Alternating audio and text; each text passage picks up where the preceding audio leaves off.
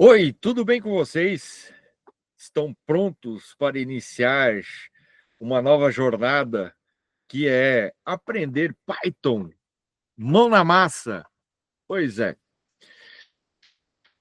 Eu me senti na obrigação de passar para vocês algumas informações iniciais, características principais da linguagem Python e um pouquinho sobre mercado de trabalho, que acho que é extremamente importante para vocês. Mas vou compartilhar minha tela para a gente poder começar a brincadeira. Então vamos lá. Gente, olha, Python, a linguagem do presente. Por que eu coloquei linguagem do presente? Porque não é a linguagem do futuro, é a linguagem de hoje. É o que vocês vão ver no decorrer da nossa conversa aqui, o quão é importante o Python hoje no nosso dia a dia, tá? Desvendando o poder e a versatilidade do Python. Esse é a grande sacada do Python. Maravilha. Vamos lá, o que é Python, tá? Python é uma linguagem de programação de alto nível, interpretada, já vamos entender melhor o que quer dizer isso, de propósito geral e com tipagem dinâmica. Ó, já vamos estudar isso aí. Origem e filosofia. Foi criada por Guido van Rossum no final dos anos 80 e lançada pela primeira vez em 1991. Então, vamos ver alguns detalhes aqui das características do Python. Então, por exemplo, ó, simplicidade e legibilidade. A sintaxe de Python, ó, da linguagem Python, é extremamente intuitiva e se assemelha à linguagem natural, facilitando o aprendizado e a manutenção do código. O que isso quer dizer? Quer dizer que, se você sabe um pouco de inglês, você, lendo as linhas de código, vai conseguir entender o que está sendo preparado para ser executado, tá? A utilização de indentação para definir blocos de código força uma estrutura visualmente organizada. Eu sempre enfatizo que é tudo edentar o seu programa, tá? A gente vai ver depois detalhes de como fazer a indentação de um programa, tá? Isso permite que novos programadores se concentrem nos conceitos de lógica em vez de complexidades sintáticas. Agora, multiparadigma. Olha aí, uma linguagem que é multiparadigma. Python suporta múltiplos paradigmas de programação, incluindo programação orientada a objetos. Era uma moda, tá meio que deixando de ser moda, tá? Orientação a objetos.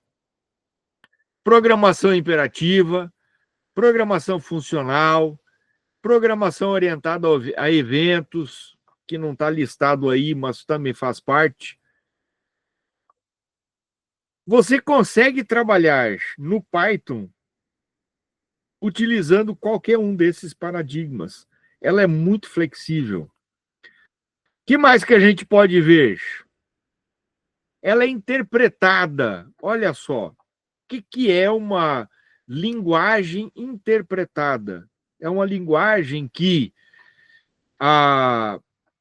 ou o seu navegador, ou o seu sistema, ele vai verificar linha por linha e vai interpretar, vai executar linha por linha na hora.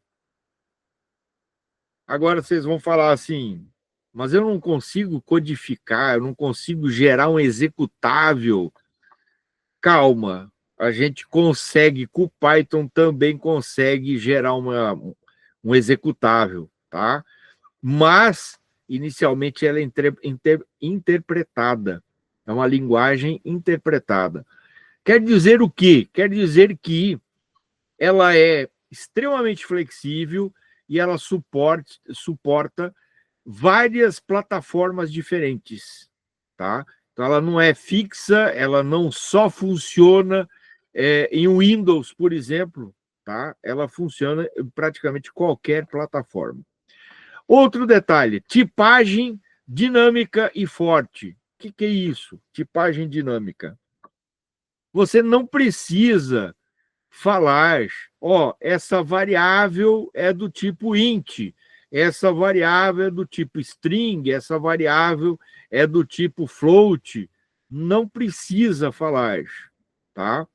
Ela já dinamicamente assume qual é o tipo de variável que está sendo utilizado ali. Percebe que é números, ela já identifica que é uma variável do tipo int, ou se tem ponto flutuante, ou seja, tem vírgula, então ela já entende que é uma linguagem, ou seja, é uma variável do tipo float, e ela já se autodetermina, tá?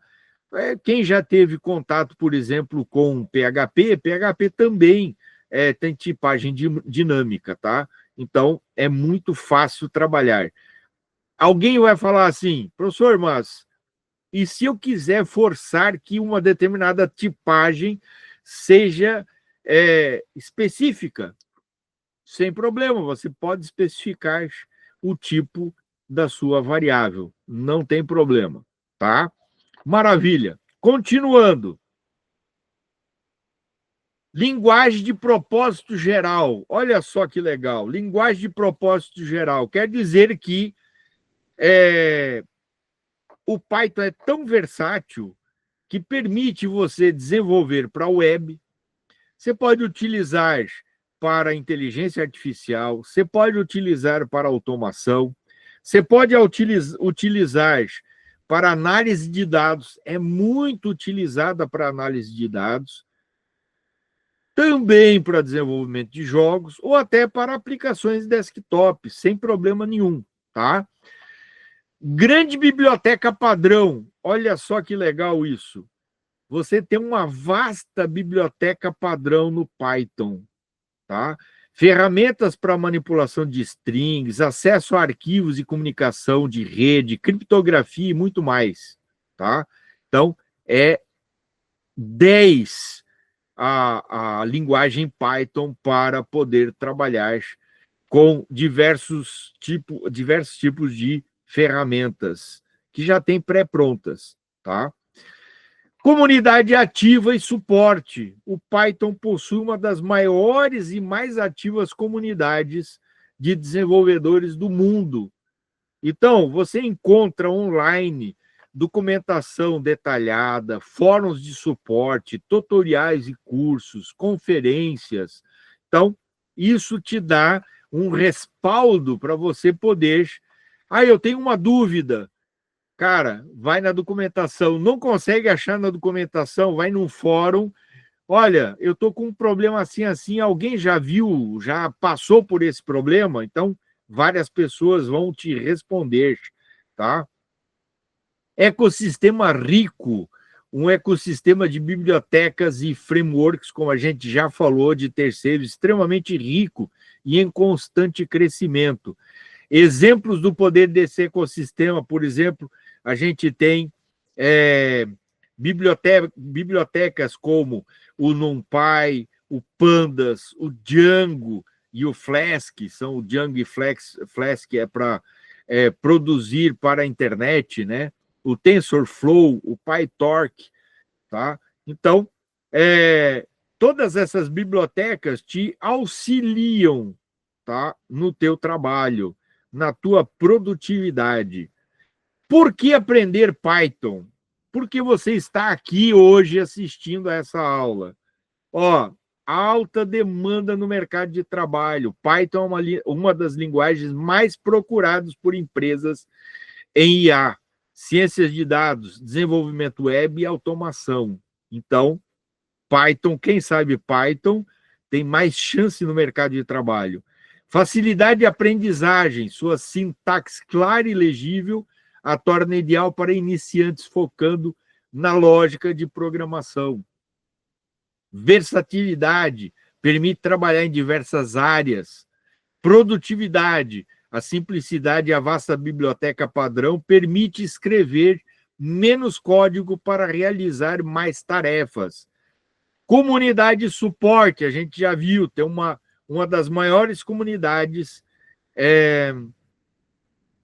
de linguagens de programação. Inovação, está na vanguarda de inovações tecnológicas, especialmente em IA e Machine Learning. Tá? Que mais? Python e o mercado de trabalho, tendências e oportunidades. O que é que a gente pode ver aí nessa... Aqui, ó.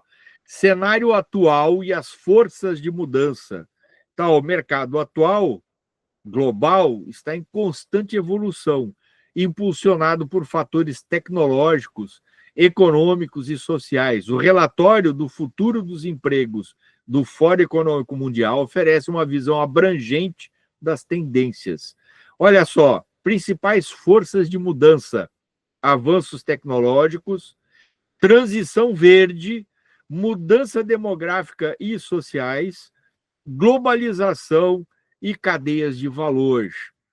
Olha só, impacto da tecnologia na inteligência artificial e na automação. Então, ó, motores de transformação. Então, a inteligência artificial e a automação são os motores mais significativos da transformação do mercado de trabalho. Trazem eficiência e novas capacidades, mas também levantam preocupações sobre a substituição de empregos. Só que detalhe importante, chamar a atenção. Substituição de empregos não quer dizer que vai tirar empregos. Essa é a grande diferença. Você precisa se atualizar constantemente. Conforme você vai se atualizando, você vai estar sempre empregado. Se você largar para lá, obviamente que você vai acabar ficando no ostracismo, né? Relatório do futuro dos empregos. O Fórum Econômico Mundial aponta que a automação pode deslocar milhões de empregos. No entanto, tem o potencial de criar um número substancialmente maior de novas funções. Olha aí, o Fórum Econômico Mundial é que está falando, não sou eu. Especialmente aquelas que exigem criatividade, pensamento crítico, resolução de problemas complexos e inteligência emocional. Então, esses são os detalhes. Complemento, não substituição. Inteligência artificial e automação não visam substituir completamente os trabalhadores, mas sim complementar suas capacidades. Automatizam tarefas rotineiras, liberando humanos para atividades de maior valor agregado. Exige requalificação e aprimoramento contínuos da força de trabalho para se adaptar às novas demandas. Olha só, nós temos aqui quatro pontos importantes. Reskilling, upskilling, papel de empresas e governos de chave para a empregabilidade. Então, reskilling, o que é? Requalificação, aprendizado de novas habilidades para assumir um papel diferente. Upskilling, aprimoramento. Você já está e vai se aprimorar. Então, aprimoramento das habilidades existentes para melhorar o desempenho no papel atual ou assumir responsabilidades mais complexas. Papel de empresas e governos, crucial em fornecer programas de treinamento e educação, permitir que os trabalhadores adquiram as habilidades necessárias para os empregos do futuro. Chave para a empregabilidade, a capacidade de aprender continuamente e se adaptar a novas tecnologias será a chave para a empregabilidade a longo prazo. Então, isso não pode ser deixado de lado. Bom, o futuro do trabalho, uma visão geral, tá? O futuro do trabalho será caracterizado por uma maior fluidez e adaptabilidade. Carreiras tradicionais podem se transformar e novas profissões surgirão, estão constantemente surgindo. Principais características: colaboração humano-máquina, habilidades socioemocionais, aprendizagem contínua. Aqueles que investirem no desenvolvimento de habilidades relevantes e na capacidade de adaptação estarão mais bem posicionados para prosperar nesse novo cenário. Empregos em declínio. Quais são os empregos em declínio? São os empregos, tá, que estão ligados à automação e à digitalização. Transformação, não perda líquida. O declínio é uma transformação, não necessariamente uma perda líquida de empregos, mas exige adaptação. Urgência de requalificação. Relatório do futuro dos empregos. O Fórum Mundial prevê que funções administrativas e operacionais serão as mais impactadas no declínio. Olha aqui, ó, eu separei, não vou entrar, para a gente não perder muito tempo, não vou entrar em detalhes de cada uma delas, tá? Mas profissões que estão em declínio total. Funcionários dos serviços postais, ou seja, correios. Vocês podem ver, os correios estão cada vez num declínio cada vez pior. Eles não se adaptaram às novas tecnologias e entraram em declínio. Então, funcionário de serviços postais é furada.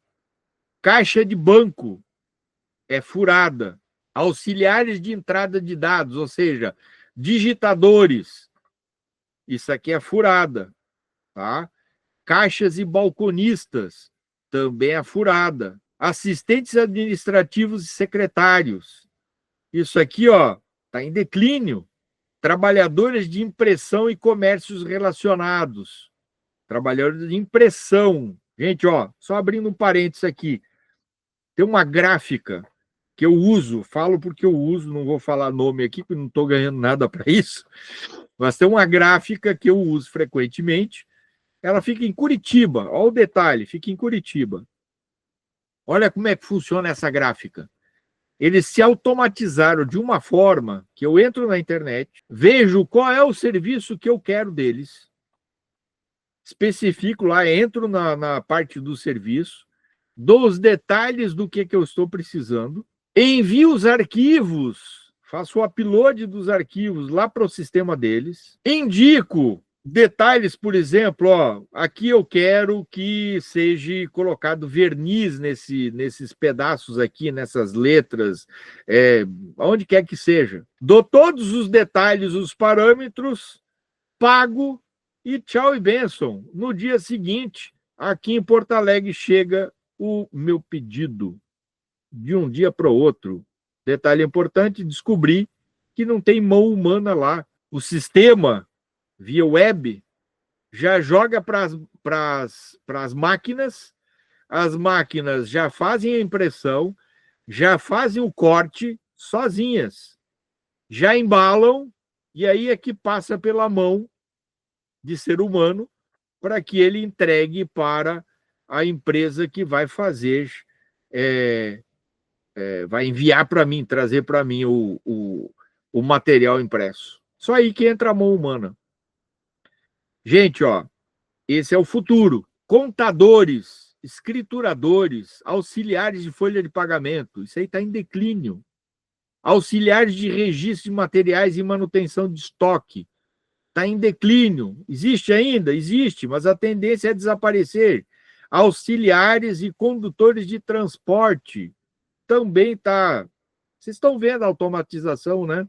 Já tem carros que andam sozinhos, não precisam de alguém ali dirigindo, né? Vendedores porta a porta e telemarketing. Gente, ó, isso aqui é perda de tempo. O telemarketing está começando a ser todo automatizado, tá? Então, quem está nisso aí, designers gráficos. Gente, vocês têm acompanhado? A inteligência artificial está complicadíssima, tá? Você consegue fazer coisas inimagináveis, tá? Sem precisar pagar para um design gráfico. Então, ó, o design gráfico está entrando em declínio, tá? Examinadores e investigadores de sinistro, aqueles caras que ficam lá olhando o carro para ver se...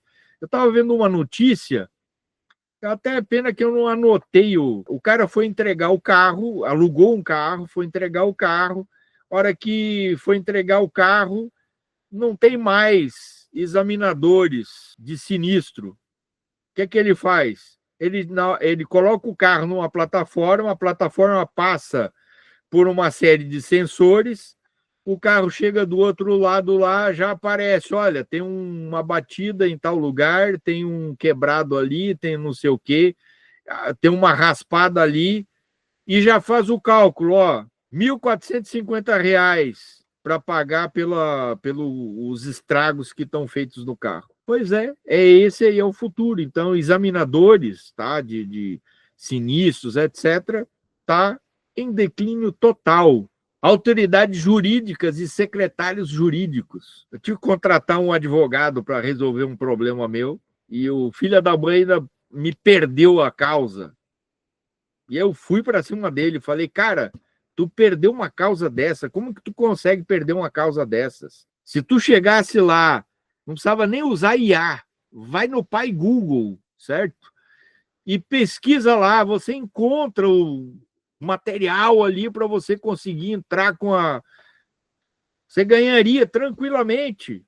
Então, assim, ó, os advogados hoje que estão começando a usar IA, que estão começando a se automatizar, praticamente não vai precisar de advogado. Outras profissões em declínio aqui, ó, operadores de máquinas, trabalhadores da construção civil, principalmente as tarefas repetitivas, profissionais de atendimento ao cliente, bibliotecários, tarefas de catalogação. Você pega para um chat GPT, faz o upload lá para ele de um livro e pede para ele catalogar o livro.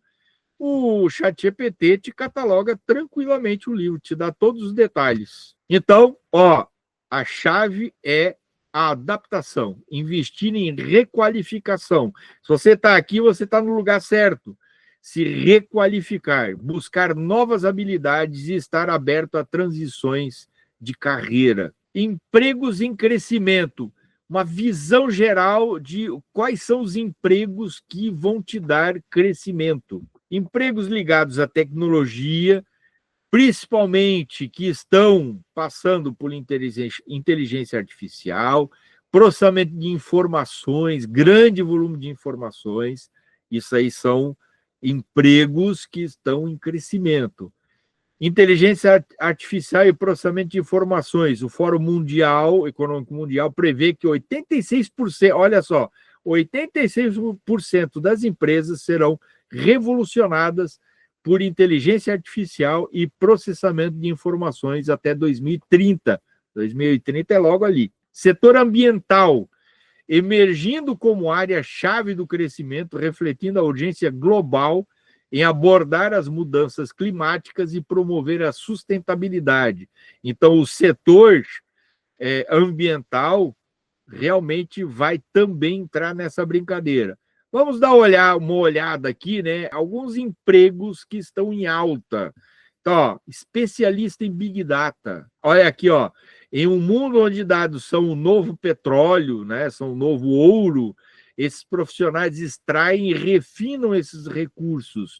Então, ó, o que é que um especialista em Big Data faz? Ele pega um grande volume de informações, tá? E ele vai depurar as informações que são importantes para a sua empresa. Gente, esse pessoal está ganhando muito dinheiro. Outro emprego que está em crescimento, engenheiros fintech, profissionais que combinam engenharia de software com conhecimento financeiro. As fintechs, tá, são empresas que trabalham com a área financeira. Então, ó, pessoal que está trabalhando com as fintechs está ganhando muito dinheiro. Qual é o setor das fintechs? Ó, pagamentos digitais, blockchain e plataformas de investimento. Isso aí é ouro. Ranking das linguagens de programação. Olha só, quais são as linguagens de programação mais ranqueadas para a gente poder visualizar um ranqueamento bom? Acho que o maior índice que se usa hoje em dia é o TIOB, é um barômetro da popularidade. Então, o índice da comunidade de programação TIOB é um dos indicadores mais respeitados e amplamente utilizados para medir a popularidade das linguagens de programação. Atualizado mensalmente, ele oferece uma visão dinâmica das tendências no mundo do desenvolvimento de software. Então, ó, detalhe importante, TIOB não mede qual é a melhor linguagem, nem a quantidade de código escrito nessa linguagem. Ele mede a popularidade, quem está usando essa linguagem, certo? E ela tem, o TIOB tem uma metodologia específica para desenvolver isso, para mostrar esse ranking. Como o índice TIOB é calculado? Então, ó, as classificações do TIOB são determinadas por uma combinação de fatores que incluem número de engenheiros qualificados, quantidade de profissionais com experiência na linguagem, cursos e treinamentos, disponibilidade de cursos e programas de treinamento, fornecedores terceirizados, ou seja, número de empresas que oferecem serviços de desenvolvimento, consultoria ou suporte para essa linguagem, resultados de motores de busca, então volume de páginas da web indexadas por motores de busca que contém o nome da linguagem como palavra-chave. Então, esse é o lance, né, do TIOB. Vamos dar uma olhada no TIOB, ó. Até coloquei aqui o link de acesso. Vamos acessar aqui para vocês verem. Ó, eu vou deixar em inglês mesmo, não vou traduzir, porque senão depois ele, por exemplo, Python, ele vai traduzir para Python. Tá? Então, aí não dá certo, né? Então, vamos deixar em inglês mesmo para ficar, né? Mas, ó, o índice TIOB, ele é muito legal, por quê? Porque aqui, ó, olha aqui, ó, ele está comparando, ó, por exemplo, número 1, a linguagem mais top, tá? Do mundo é a linguagem Python, tá aqui, ó. Ó, em junho de 2025, portanto, agora, em junho, ela está como primeira linguagem número 1. Em junho de 2024, ou seja, um ano atrás, ela já era a primeira. Ou seja, ela permanece em primeiro lugar. Olha só, segundo lugar, C++ ou C++. Já era segunda em junho de 2024 e continua como segundo lugar. C puro, ó, já era terceiro e continua como terceiro.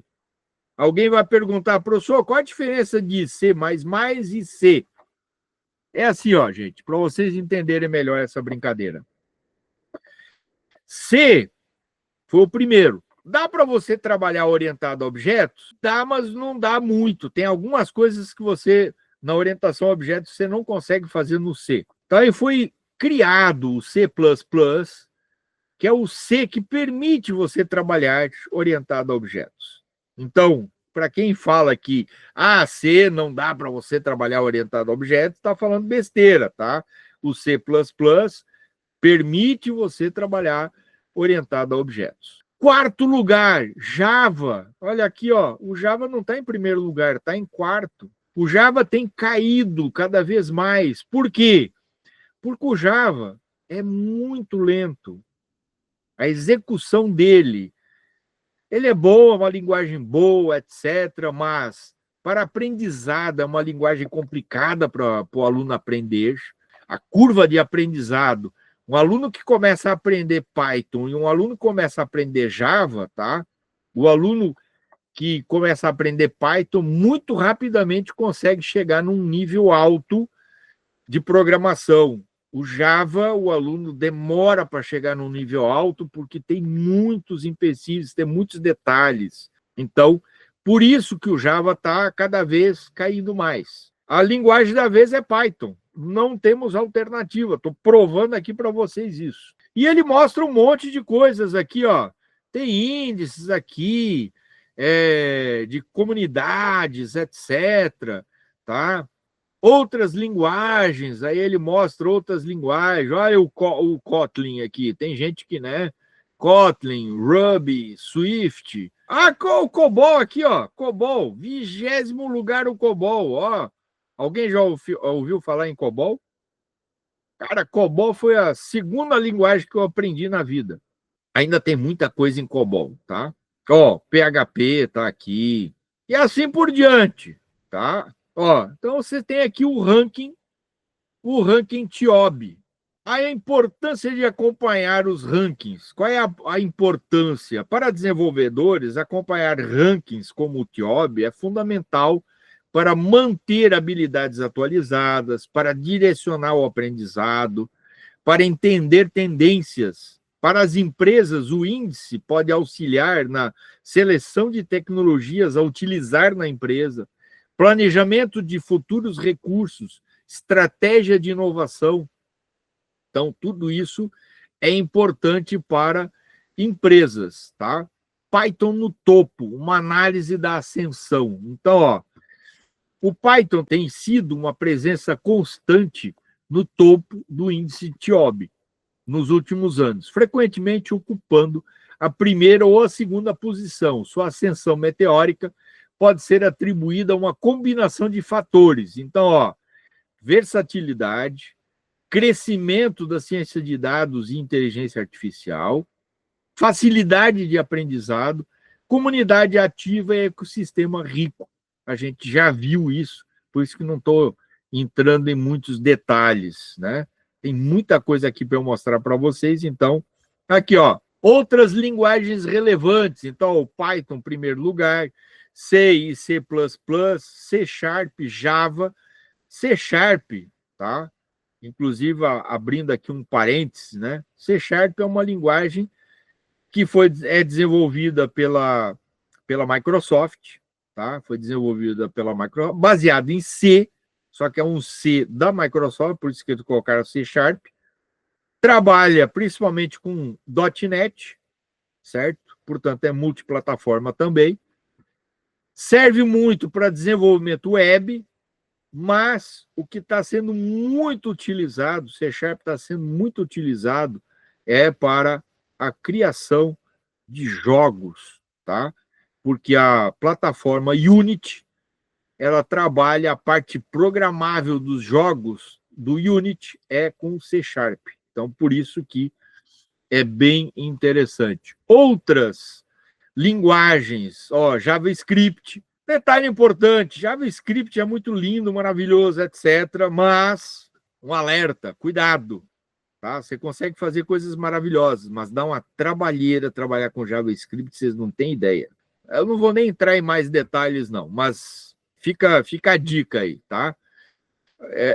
Só para vocês terem uma ideia, eu fiz um sistema que, se eu tivesse feito em PHP, eu teria feito em 3 meses, estava tudo pronto.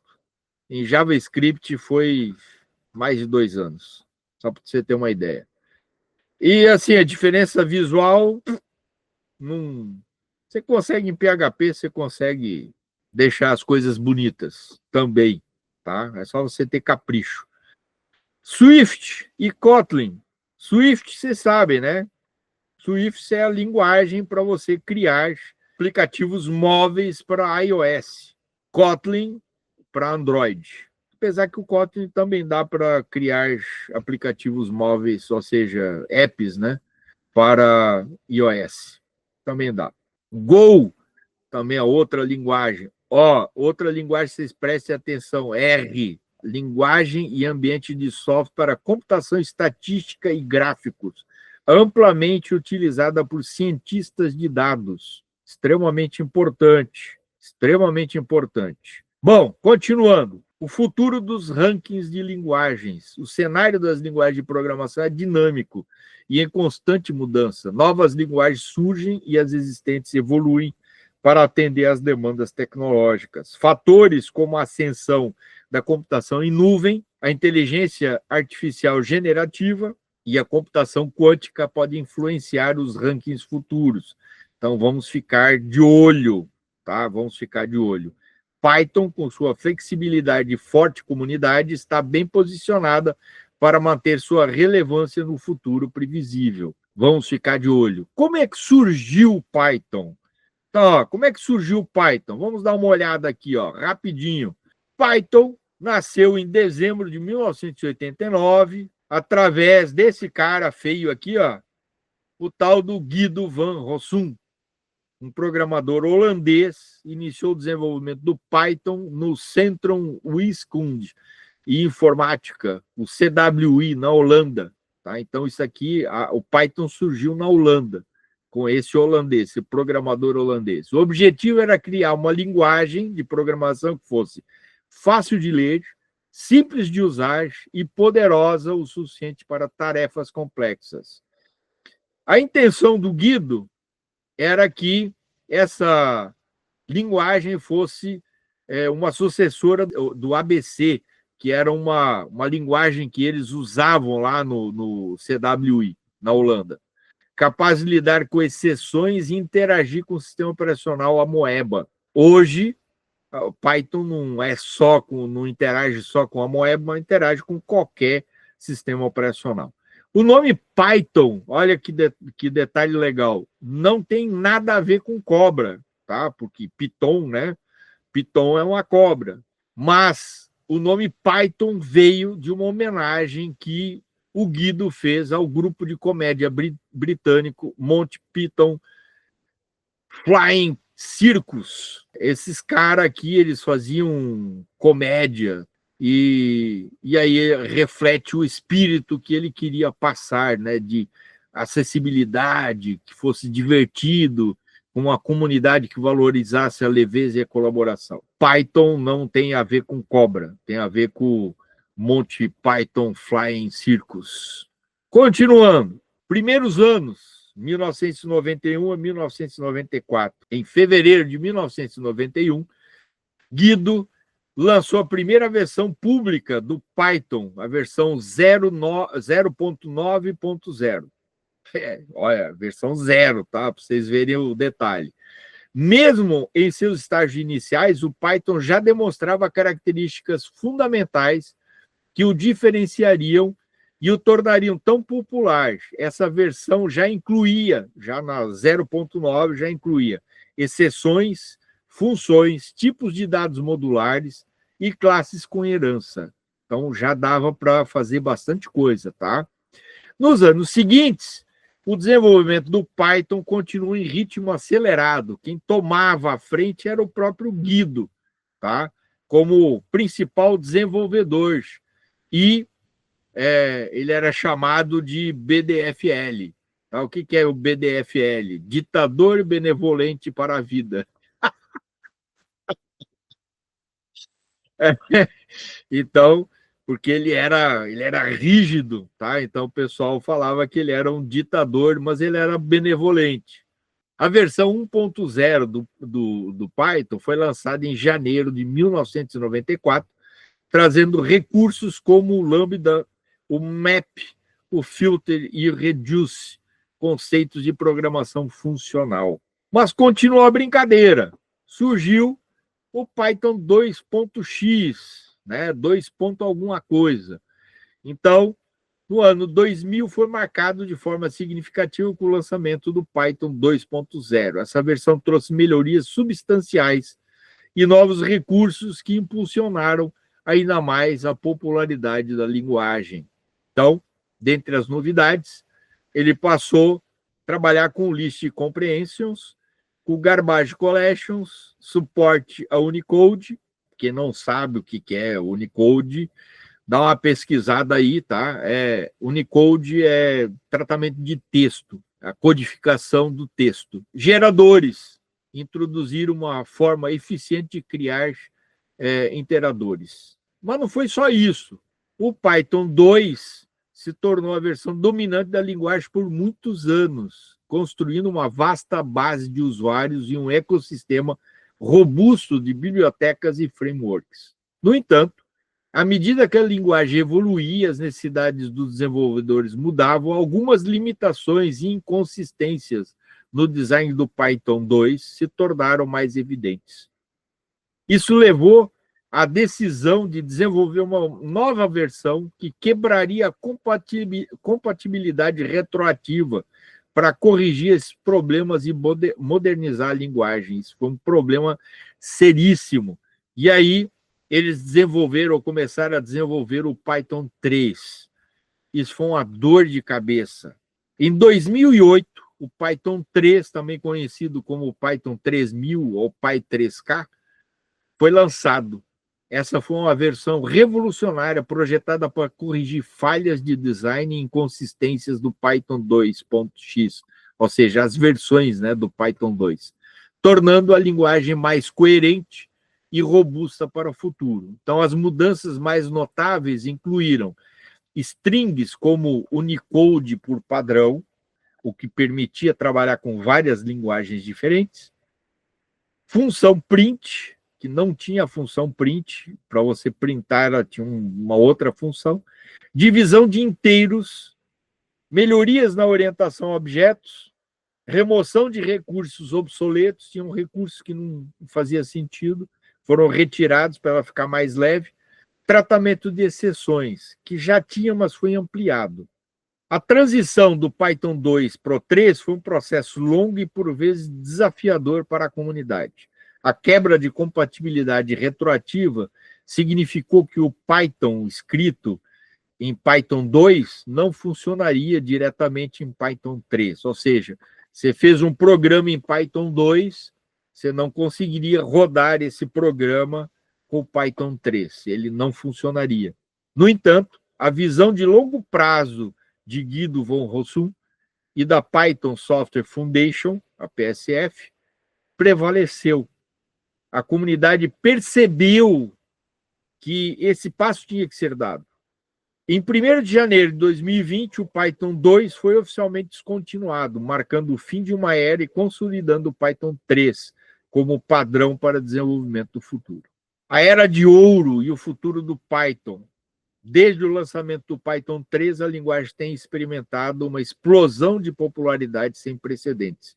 Sua versatilidade, facilidade de uso e vasto ecossistema de bibliotecas a tornaram a escolha preferida em áreas como inteligência artificial e machine learning, ciência de dados e análise, desenvolvimento web, automação e scripting, educação. O Python continua a evoluir com novas versões sendo lançadas regularmente, trazendo melhorias de desempenho, novos recursos e otimizações.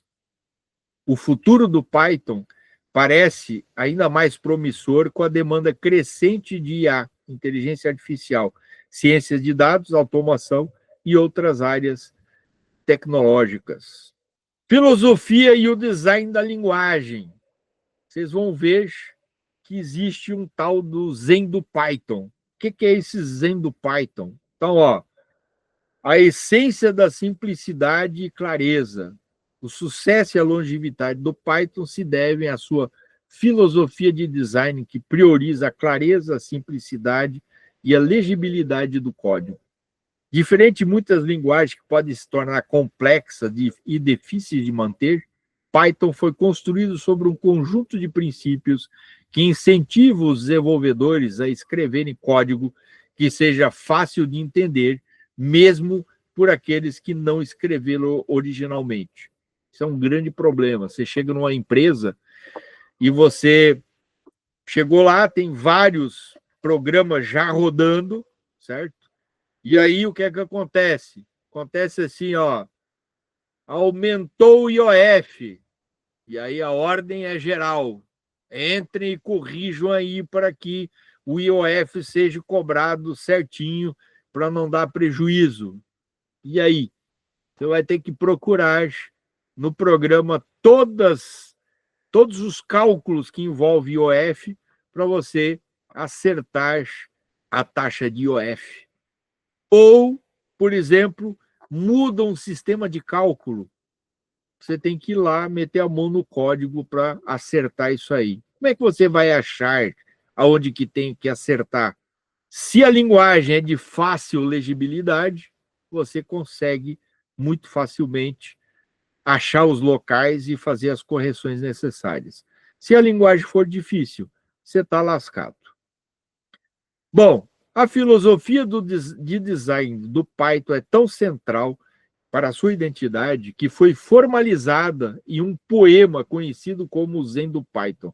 Não tem nada de poema, mas eles colocaram como se fosse um poema.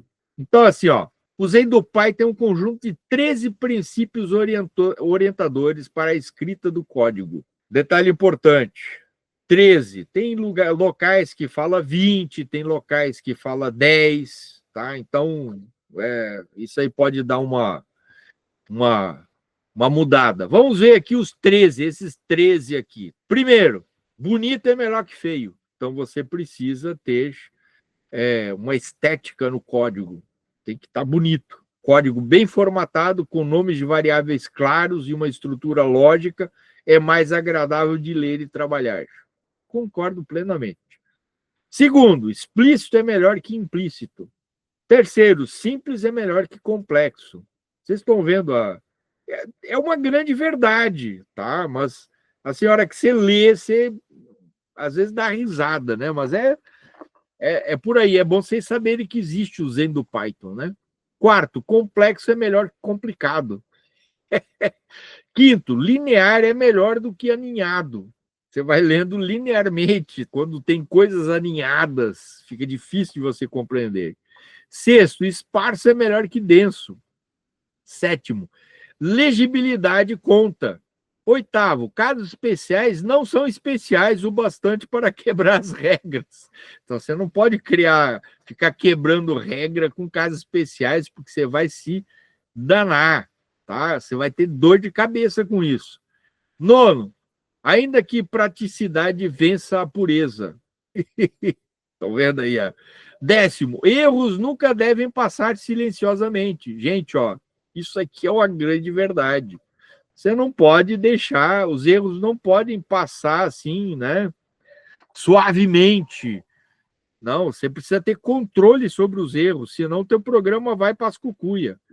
11º, a menos que sejam explicitamente silenciados, ou seja, se os erros são silenciosos, né, passam silenciosamente, eles podem passar silenciosamente se você quer que eles fiquem silenciosos, né? Mas não é bom. Diante da ambiguidade, recuse a tentação de adivinhar. É uma realidade. Deve haver e preferencialmente apenas modo óbvio para fazer algo. Bom, esse é o Zen, para vocês saberem o que é o Zen do Python. Impacto na comunidade. Gente, essas diretrizes são consideradas como espinha dorsal da cultura de desenvolvimento Python. Ele influenciou a criação de bibliotecas, frameworks e ferramentas e é constantemente referenciado em discussões e revisões de código.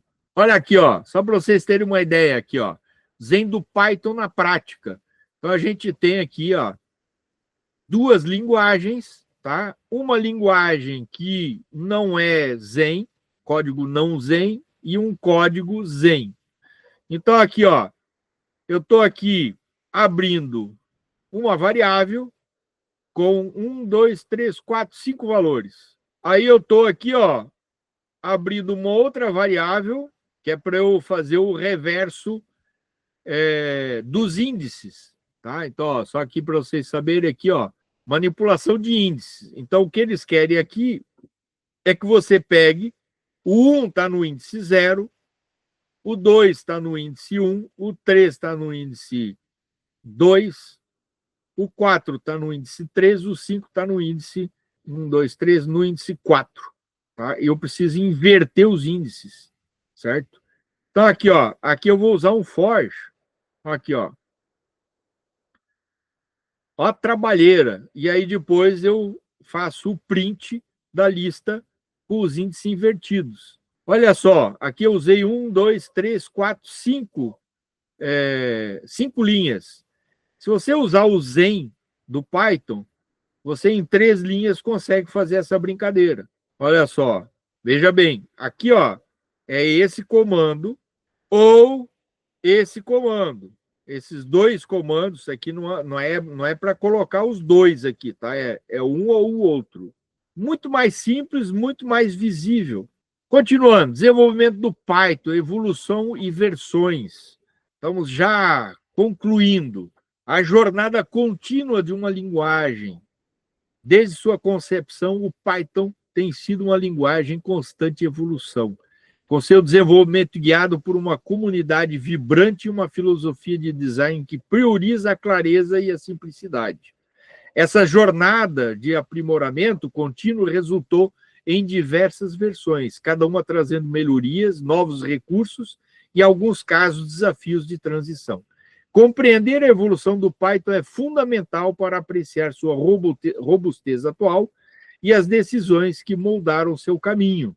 Ciclo de lançamento e o futuro. Então, o Python segue um ciclo de lançamento regular, com novas versões menores. Então, por exemplo, nós estamos na versão 13, então 3.9, aí surgiu a 3.10, 3.11, sendo lançadas anualmente, geralmente em outubro. Então, todo ano, em outubro, normalmente é lançada uma versão nova. Cada nova versão traz melhorias de desempenho, novos recursos de linguagem, otimizações na biblioteca padrão e correções de bugs. As versões são mantidas por um período de tempo, geralmente 5 anos para versões de suporte de longo prazo, garantindo estabilidade para projetos de produção. Isso é extremamente importante. O desenvolvimento do Python é um processo aberto e colaborativo, impulsionado por propostas de melhoria do Python, que são os PEPs, que são documentos que descrevem novos recursos, processos ou ambientes para a linguagem.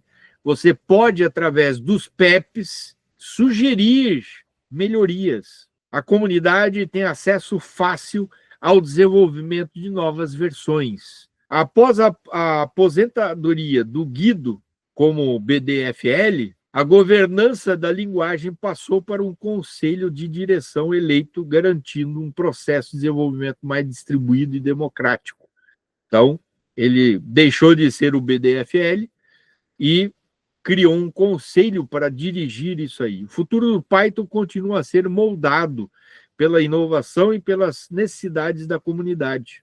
Áreas como aprimoramento de desempenho, concorrência assíncrona, tipagem estática e integração com novas tecnologias de hardware e software são focos contínuos de desenvolvimento, garantindo que o Python permaneça na vanguarda da programação. Popularidade do Python. Por que o Python é tão amado? A ascensão inevitável de uma linguagem versátil. Então, gente, a popularidade do Python nos últimos anos tem sido nada menos que fenomenal. De uma linguagem de nicho, ela se transformou em uma das mais utilizadas e amadas por desenvolvedores em todo o mundo.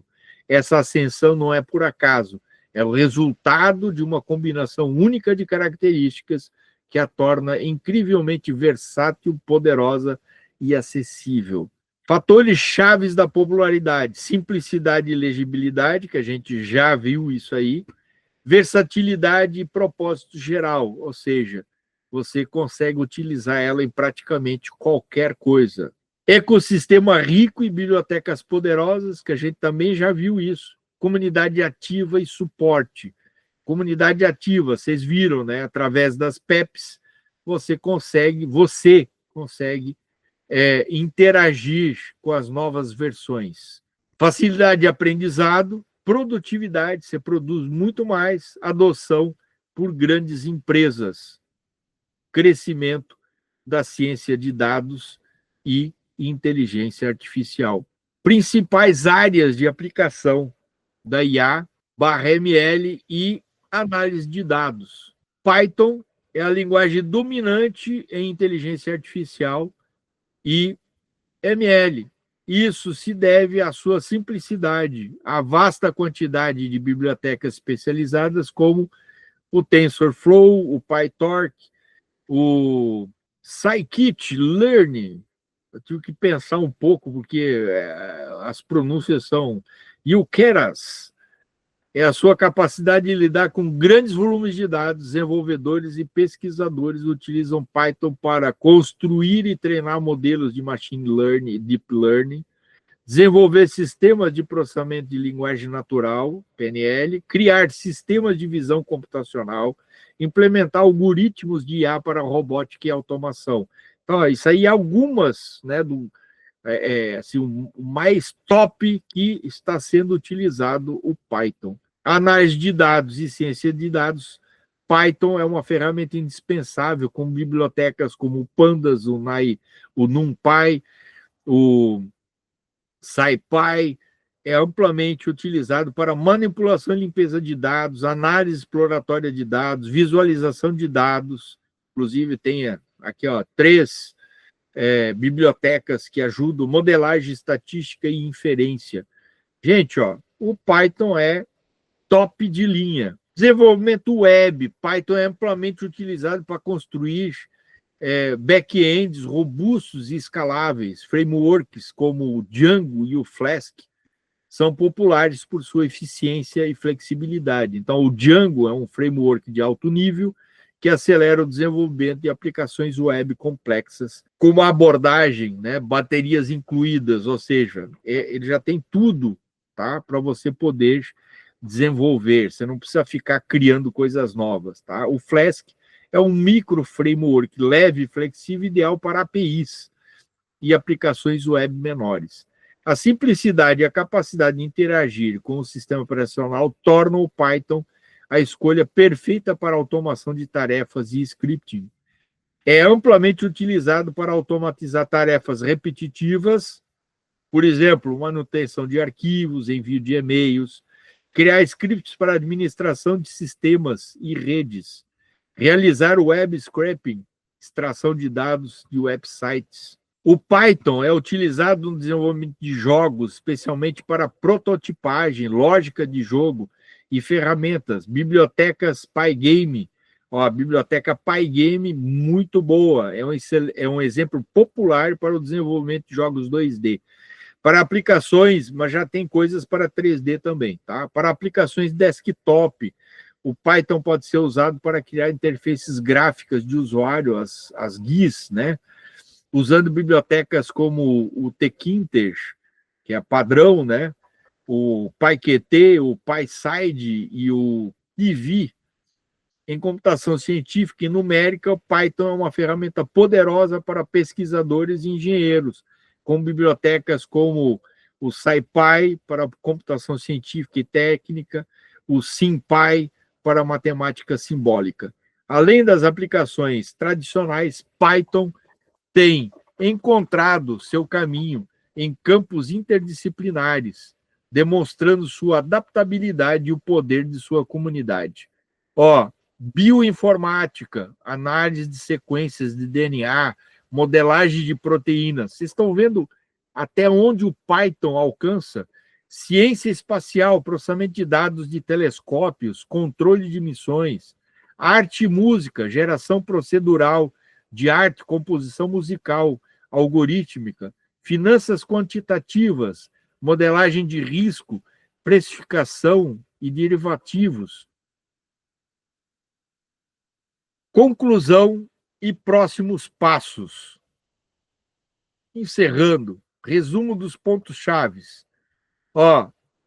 Um grande resumão aqui, tá? Python é uma linguagem versátil e poderosa, ideal para diversas aplicações. O mercado de trabalho está em constante transformação, com a tecnologia impulsionando novas demandas e o declínio de algumas profissões. Python se destaca nos rankings de popularidade, sendo a linguagem preferida em áreas como inteligência artificial e ciências de dados. Sua história e filosofia de design, o Zen do Python, promovem código limpo e legível. O desenvolvimento contínuo do Python garante sua relevância e evolução. A vasta comunidade e ecossistema de bibliotecas são pilares de sua popularidade. Para continuar sua jornada no mundo do Python e aprofundar seus conhecimentos, considere os seguintes recursos. Então, quais os recursos? Documentação oficial do Python, o melhor lugar para entender a linguagem em detalhes. Então, está aberto para qualquer um que queira acessar via internet, você consegue acessar toda a documentação do Python. Você tem livros e cursos online. Você vai encontrar muito material do Python, desde PDFs até vídeos do YouTube. Inclusive, eu tenho um livro de Python que acho que eu vou dar de presente para vocês, tá? Me cobrem depois isso aí. Comunidades online. Participe de fóruns, grupos de estudo e comunidades de GitHub, Stack Overflow, Reddit, para tirar dúvidas e colaborar. Projetos práticos. A melhor forma de aprender é colocando a mão na massa. E nós vamos colocar a mão na massa no curso. Comece com projetos pequenos e vá aumentando a complexidade. Nessa primeira parte do curso, a gente vai aprender os detalhes da sintaxe, dos principais comandos. Então, já vou tentar colocar para vocês alguns pequenos programinhas para a gente ir fazendo, mas não vai ser assim algo que a gente tem que primeiro aprender, né, a sintaxe dos principais comandos, senão não dá para fazer nada. Conferências e meetups. Participe de eventos locais e online para se conectar com outros desenvolvedores e ficar por dentro das novidades. Lembre-se, a prática leva à perfeição. Continue explorando, experimentando e contribuindo. O mundo do Python é vasto e cheio de oportunidades. Gente, eu queria dizer para vocês que eu precisava passar esse panorama. É bastante teórico, mas é importante vocês saberem até onde o Python vai. E fiquem atentos, que vai aparecer logo abaixo do vídeo, tá? Lá no Moodle, vai aparecer para vocês uma atividade, certo? Algumas questões que vocês vão precisar responder sobre esse conteúdo. Não esqueçam, esse curso você vai ganhar um certificado ao final, se você conseguir pelo menos 70% nas avaliações de cada módulo, de cada parte, tá? Desejo a vocês muito sucesso. Dúvidas? Entre em contato comigo se você tiver alguma dúvida, quiser perguntar alguma coisa, estou à disposição de vocês. Vocês têm o meu WhatsApp, vocês podem colocar aí também no fórum de dúvidas, e eu estou à disposição. Um grande abraço para vocês e até a próxima aula.